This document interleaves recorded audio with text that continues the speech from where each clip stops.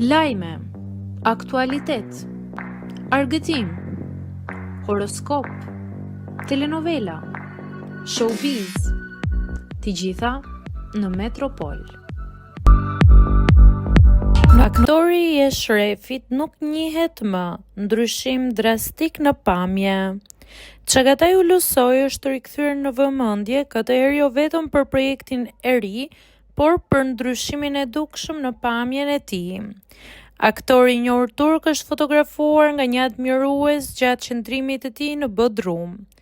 Në fotografinë që po qarkullon me shpejtësi në rrjetet sociale, Ulusoj shfaqet me mjekër të gjatë e me disa kilogram më shumë, duke u dukur shumë ndryshe nga imazhi i tij i zakonshëm.